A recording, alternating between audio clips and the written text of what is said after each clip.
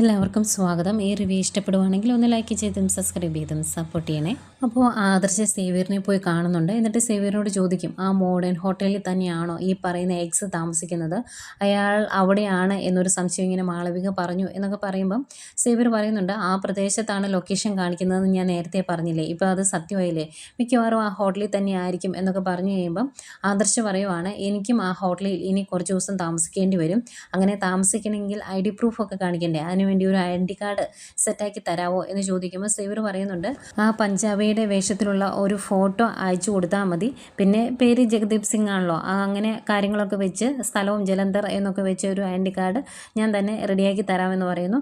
അന്നേരം എത്രയും പെട്ടെന്ന് വേണം എന്ന് പറഞ്ഞിട്ട് ആദർശ അവിടുന്ന് പോരുവാണ്. അതുപോലെ സേവറിനോട് പറയുന്നുണ്ട്, കുറച്ചുകൂടെ നന്നായിട്ട് ഹാർഡ് വർക്ക് ചെയ്യണം, എങ്ങനെയെങ്കിലും അയാളെ കണ്ടുപിടിക്കാൻ ശ്രമിക്കണം എന്നൊക്കെ പറയുമ്പം ചെയ്യാമെന്ന് പറയുന്നുണ്ട്. പിന്നെ സേവർ പറയുന്നത്, പുറത്തുനിന്നുള്ള കോളെല്ലാം ഹോട്ടലിലോട്ട് വിളിച്ചിട്ട് ഹോട്ടലിൽ നിന്നായിരിക്കും കണക്ട് ചെയ്യുന്നത് അങ്ങേർക്ക്, അതുകൊണ്ടാണ് പെട്ടെന്ന് നമുക്ക് അയാളെ ട്രാക്ക് ചെയ്യാൻ പറ്റാത്തത് എന്നൊക്കെ പറയുന്നുണ്ട്. ഏതായാലും കാര്യങ്ങളെല്ലാം പറഞ്ഞിട്ട് ആദർശ് അവിടുന്ന് പോരുന്നു. പിന്നെ നാഗേന്ദ്രനെയാണ് കാണിക്കുന്നത്. നാഗേന്ദ്രൻ ഡേവിഡിനെ വിളിച്ചിട്ട് ഡേവിഡിനോട് പറയുവാണ്, വലിയൊരു ആപത്തിൽ നിന്നാണ് എൻ്റെ മകൻ രക്ഷപ്പെട്ടു എങ്കിലും അവനെതിരെയുള്ള തെളിവ്, ജീവിക്കുന്ന ഒരു തെളിവ് ഇപ്പോഴും ഉണ്ട്. ആ അനഘ എന്ന് പറയുന്ന പെൺകുട്ടി, അവൾ പണ്ട് ദുബായിലുള്ളതാണ്. അന്ന് എനിക്ക് ഈ കഥകളൊന്നും അറിയില്ലായിരുന്നു. അങ്ങനെയാണെങ്കിൽ അവൾ കേരളം പിന്നെ കാണില്ലായിരുന്നു. ഇനിയിപ്പോൾ പറഞ്ഞിട്ട് കാര്യമൊന്നുമില്ല, അവൾ അവിടെ തളർന്ന് കിടക്കുവാണ്. അതുകൊണ്ട് തന്നെ ആ ഒരു തെളിവ് ജീവിച്ചിരിക്കേണ്ട, നമുക്കതങ്ങ് ഒഴിവാക്കിയേക്കണം. താൻ ആരെയെങ്കിലും അങ്ങോട്ട് പറഞ്ഞു വിട് എന്നിങ്ങനെ പറയുമ്പോൾ ഡേവിഡ് ചോദിക്കും, എങ്ങനെയാണ് തട്ടിക്കളയാനാണോ ഉദ്ദേശമെന്ന്. നേരം തട്ടിക്കളഞ്ഞേക്കണം, ആകെ തളർന്ന് കിടക്കുമല്ലേ, ഒരുപാട് കഷ്ടപ്പെട്ട് വേദനയൊക്കെ സഹിച്ചല്ലേ കിടക്കുന്നത്. ആ ഒരു ദുരിതത്തിൽ നിന്ന് നമുക്ക് അവളെ അങ്ങ് രക്ഷിച്ചേക്കാം, അതിനുള്ള കാര്യങ്ങളൊക്കെ ചെയ്യാൻ പറയുന്നു. അങ്ങനെ ചെയ്തേക്കാം എന്ന് പറഞ്ഞിട്ടാണ് ഡേവിഡ് നാഗേന്ദ്രൻ്റെ അടുത്ത് നിന്ന് ഇറങ്ങി പോരുന്നത്. അങ്ങനെ ഇറങ്ങി പോകുന്ന പുറത്തേക്ക് ഇറങ്ങുമ്പം ഹോട്ടലിൽ നിന്ന് പുറത്തേക്ക് ഇറങ്ങുന്ന സമയത്ത് അവിടെ വെച്ച് ആദർശിനെ കാണുവാണ്. ആദർശ് ജഗദീപ് സിംഗിൻ്റെ വേഷത്തിലാണ് കേട്ടോ ചെല്ലുന്നത്. അന്നേരം, ആഹാ സാർ എന്താ ഇവിടെ എന്ന് ചോദിക്കുമ്പം, ഞാനിവിടെ ഫുഡ് കഴിക്കാൻ വന്നതാണ്, ഇതൊരു നല്ല ഹോട്ടലാണ് എന്ന് അറിഞ്ഞു, പിന്നെ ഞാൻ എൻ്റെ ഫ്രണ്ട്സിൻ്റെ കൂടെ 2 തവണ വന്നിട്ടുമുണ്ട്, അതുകൊണ്ട് ഫുഡ് കഴിക്കാൻ വേണ്ടി വന്നതാന്ന് പറയും. എന്നിട്ട് ചോദിക്കുന്നുണ്ട്, ഡേവിഡ് സാർ എങ്ങനെയാണ് ഇവിടെ ഇടയ്ക്ക് വരാറുണ്ടോ എന്നൊക്കെ ചോദിക്കുമ്പോൾ, പിന്നെ ഞാൻ എപ്പോഴും വരുന്ന ഹോട്ടലല്ലേ, നല്ല ഫുഡാണ്, ഞാനിപ്പോൾ കഴിച്ചിട്ട് ഇറങ്ങിയുള്ളൂ, അല്ലെങ്കിൽ നമുക്ക് 2 പേർക്കൂടെ ഒരുമിച്ചിരുന്ന് കഴിക്കാമായിരുന്നു എന്നൊക്കെ പറയുമ്പോൾ, അത് സാരമില്ല എന്ന് പറയും. എന്നിട്ട് ആദർശ് അതിൻ്റെ കൂടെ പറയുന്നുണ്ട്, ഞങ്ങളുടെ നാട്ടിൽ വലിയൊരു ജ്വല്ലറി ഓപ്പൺ ചെയ്യാൻ പോവാണ്, ആ സമയത്ത് ഞങ്ങൾ വിളിക്കും, അന്നേരം ഡേവിഡ് സാർ വരില്ലേ എന്ന് ചോദിക്കുമ്പം, പിന്നെ ഉറപ്പായിട്ടും തലേ ദിവസമേ ഞാൻ വരുമെന്ന് പറയും. അന്നേരം ആദർശ് പറയുന്നുണ്ട്, അങ്ങനെ വരുമ്പം ആ കൂടെ മാളവിക എന്ന് പറയുന്ന പെൺകുട്ടി ഉണ്ടല്ലോ, അവളെയും കൂടെ കൊണ്ടുവരണം, അവളുടെ ഡിസൈനൊക്കെ സൂപ്പറാണ്, അവളുടെ ഡിസൈൻസ് സൂപ്പർ ആകുന്നതോടൊപ്പം തന്നെ അവളെയും നമുക്ക് ഫേമസ് ആക്കി എടുക്കണം, അതിന് വേണ്ടിയാ എന്നൊക്കെ പറയുമ്പം ഡേവിഡ് പറയും, ഉറപ്പായിട്ടും കൊണ്ടുവരാമെന്ന്. എന്നിട്ട് അതിൻ്റെ കൂടെ പറയും, ഞങ്ങളുടെ മോഡലും നല്ലൊരു പെൺകുട്ടിയാണ്, നവ്യ എന്ന പേര്, വേണമെങ്കിൽ അവളെയും കൊണ്ടുവരാമെന്ന് പറയുമ്പോൾ, ഓ അതിൻ്റെ ആവശ്യമില്ല, ഞങ്ങളുടെ നാട്ടിൽ അത്യാവശ്യം നല്ല നല്ല നടികളും സൂപ്പർ സ്റ്റാർസൊക്കെയാണ് മോഡലിംഗ് ചെയ്യുന്നത് ഞങ്ങളുടെ കമ്പനിക്ക് വേണ്ടി, അത് മതിയെന്ന് പറയും. എന്നാൽ ആയിക്കോട്ടെ എന്ന് പറയും. പിന്നെ കാണാമെന്ന് പറഞ്ഞ് ഡേവിഡ് അവിടെ നിന്ന് പോരുന്നു.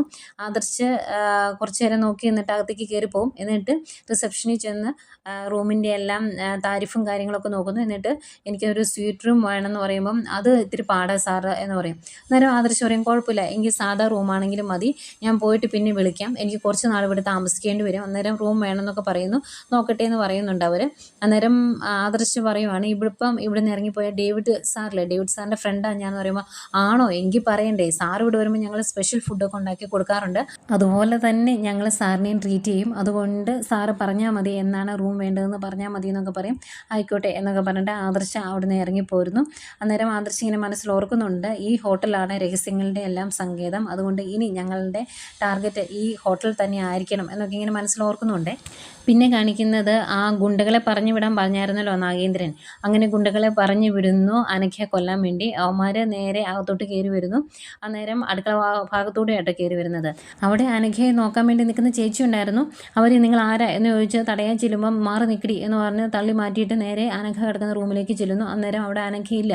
അന്നേരം തിരിച്ചിറങ്ങി വന്ന് ആ ചേച്ചിയുടെ കൊങ്ങാക്കൊക്കെ കുത്തിപ്പിടിക്കും, കഴുത്തിനൊക്കെ കുത്തിപ്പിടിച്ചിട്ട് ചോദിക്കുന്നുണ്ട്, എന്തി ഇവിടെ ഒരു തളർന്ന് കിടപ്പില്ലായിരുന്നു, അവൾ എന്തി എന്ന് ചോദിക്കുമ്പോൾ, അറിയില്ല, കുറച്ച് മുമ്പ് വന്ന് ആരോ ഇവിടുന്ന് എടുത്തുകൊണ്ട് പോയി, ആരാണെന്ന് അറിയത്തില്ല, അതിൻ്റെ ടെൻഷനിലായിരുന്നു ഞാനെന്നൊക്കെ പറയുമ്പോൾ, സത്യം പറയടി എന്ന് പറഞ്ഞ് ഭീഷണിപ്പെടുത്തുന്നുണ്ട്. അപ്പോൾ സത്യമായിട്ട് എനിക്ക് അറിയത്തില്ല എന്നിട്ട് എന്ന് പറയുമ്പം ആ ചേച്ചീനെ ഉന്തി തള്ളി അവിടെ ഇട്ടിട്ട് അവിടെ നിന്ന് ഇറങ്ങി പോരുവാണ്. ഈ സമയം നയനയും ആദർശും അനഘയുടെ അടുത്തുണ്ട് കേട്ടോ. അനഘേനെ അവിടുന്ന് കൊണ്ടുവന്നത് ആദർശ് പറഞ്ഞിട്ടാണ് വേറൊരു സ്ഥലത്ത്. എന്നിട്ട് അനഘയോട് ആദർശും നയന ഇങ്ങനെ പറയുന്നുണ്ട്, അനഘയെ ഭയപ്പെടുത്താൻ സാധ്യതയുണ്ട് എന്ന് എനിക്കൊരു സൂചന കിട്ടി. അതുകൊണ്ടാണ് അനഘയെ അവിടുന്ന് രക്ഷപ്പെടുത്തി ഇങ്ങോട്ട് കൊണ്ടുവന്നത്. അനഘയ്ക്ക് ഇനി പെട്ടെന്ന് റിക്കവർ ആകാൻ സാധിക്കും. അനഘയ്ക്ക് കൈയും കാലുമൊക്കെ ഇപ്പം അത്യാവശ്യം ഒന്ന് ചലിപ്പിക്കാനൊക്കെ പറ്റുന്നുണ്ടല്ലോ. താമസിക്കാതെ സംസാരിക്കാനും പറ്റും. അങ്ങനെ എല്ലാ അസുഖവും മാറി അനഘ തിരിച്ചു വരും, ഞങ്ങളുണ്ട് കൂടെ എന്നൊക്കെ പറഞ്ഞ് കുറേ ആശ്വസിപ്പിക്കുന്നൊക്കെ ഉണ്ട്. അന്നേരം നയന ചോദിക്കുന്നുണ്ട്, ആരാ പോലും വീണ്ടും അനഘേനെ കൊല്ലാൻ ശ്രമിച്ചത് അല്ലെങ്കിൽ ഇവളെ ഇല്ലാതാക്കാൻ ശ്രമിക്കുന്നത് എന്നറിയത്തില്ലല്ലോ എന്നിങ്ങനെ പറയുമ്പം ആദർശ് പറയുന്നുണ്ട്, അഭി തന്നെയായിരിക്കും. അവൻ എന്തൊക്കെയോ കള്ളത്തരം പറഞ്ഞ് അഭി വിശ്വസിപ്പിച്ചിട്ടില്ലേ, അത് പൊളിയാതിരിക്കാൻ വേണ്ടിയാണ് അവൻ അനഘയെ ഇല്ലാതാക്കാൻ നോക്കുന്നത്. ഏതായാലും ഇനി അനഘയ്ക്ക് ഒന്നും സംഭവിക്കില്ല, ഇവിടെ സുരക്ഷിതയായിരിക്കും, അതിനുള്ളതൊക്കെ ഞാൻ ചെയ്തു വെച്ചിട്ടുണ്ടെന്നൊക്കെ പറയും. എന്തെങ്കിലും കണ്ണൊക്കെ നിറഞ്ഞു വരുന്നുണ്ട് അനഘയുടെ. അന്നേരം വിഷമിക്കേണ്ട കേട്ടോ, എല്ലാം ശരിയാകും എന്ന് പറഞ്ഞ് നയനെ ആശ്വസിപ്പിക്കുന്നൊക്കെ ഉണ്ട്. ഈ സമയം നന്ദു ഇങ്ങനൊരു സംഭവം നടന്നു എന്ന് പറയുമ്പോൾ അവിടുത്തെ CCTV ദൃശ്യങ്ങൾ എടുക്കുന്നുണ്ട്. അന്നേരം ഇവന്മാരകത്തേക്ക് കയറി പോകുന്നതൊക്കെ കാണുന്നുണ്ട്. ഇതിലൊരു രസം എന്താണെന്ന് വെച്ചാൽ അനഘേനെ കൊല്ലാൻ വേണ്ടി അഭി ആളെ വിട്ടാലും ഡേവിഡ് ആളെ വിട്ടാലും ഈ സെയിം ആൾക്കാരെ തന്നെ വിടുന്നത്. അഭി അന്ന് വിട്ട് അഭിയുടെ കൂട്ടുകാരുണ്ടല്ലോ, അവരെ തന്നെയാണ് ഡേവിഡും കൊല്ലാനായിട്ട് പറഞ്ഞു വിടുന്നത്.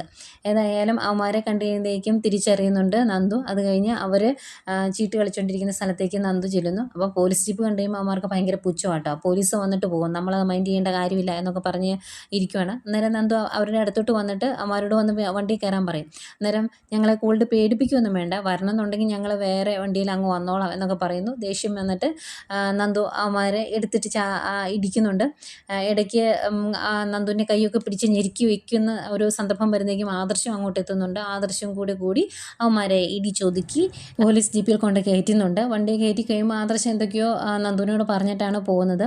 ഏതായാലും സ്റ്റേഷനിൽ കൊണ്ടുവന്നിട്ട് അവന്മാരെ എടുത്തിട്ടിരിക്കുന്നുണ്ട്. നന്ദു കുറേ ഇടി കൊടുത്തിട്ടും ചോദിക്കുമ്പോഴും അവന്മാരൊന്നും പറയില്ല. ലാസ്റ്റ് മുട്ടുസൂചി എടുക്കുക എന്ന് പറയുമ്പം പേടിച്ചിട്ട് പറയും, ഞാൻ മുട്ടുസൂചിയൊന്നും എടുക്കണ്ട, കാര്യം പറയാമെന്ന്. അന്നേരം ആരാണ് നിങ്ങളെ അനഘയുടെ അടുത്തേക്ക് പറഞ്ഞു വിട്ടത് എന്ന് നന്ദു ചോദിക്കുമ്പോൾ പറയുവാണ് ഡേവിഡ് സാറാണെന്ന്. അന്നേരം ഏത് ഡേവിഡ്, AN ജ്വല്ലറിയുടെ മുതലാളിയോ എന്ന് ചോദിക്കുമ്പോൾ അതേ എന്ന് പറയും.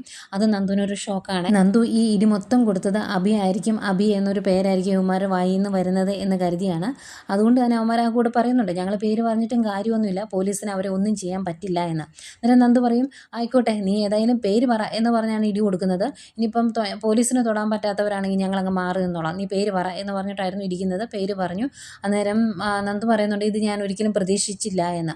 ഏതായാലും നന്ദു ഇടിയെല്ലാം കഴിഞ്ഞ് അവിടെ നിന്ന് ഇറങ്ങിപ്പോയി കഴിയുമ്പം അവിടുത്തെ AC ഉണ്ടല്ലോ, അയാൾ പറയുന്നുണ്ട്, അതേ മാഡം കളരിയാണ്, അതുകൊണ്ട് തന്നെ 2-3 ദിവസത്തേക്ക് നിനക്കൊന്നും വെള്ളം ഇറങ്ങിയില്ല, ഇനിയിപ്പം വെള്ളം ഇറങ്ങണമെന്നുണ്ടെങ്കിൽ മേഡത്തോട് തന്നെ ചോദിച്ചിട്ടുണ്ടെങ്കിൽ ഒറ്റ മൂല്യം പറഞ്ഞു തരും എന്ന് പറഞ്ഞ് കളിയാക്കുന്നൊക്കെ ഉണ്ട്.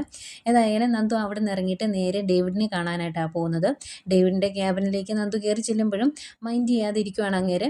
പിന്നെ മിസ്റ്റർ ഡേവിഡ് എന്ന് പറഞ്ഞ് വിളിക്കുമ്പോൾ അങ്ങേര് എന്താ ഇങ്ങോട്ട് എന്നുള്ള രീതിയിൽ ഇങ്ങനെ ഇച്ചിരി പരിഹാസത്തോടു കൂടി ചോദിക്കുന്നു.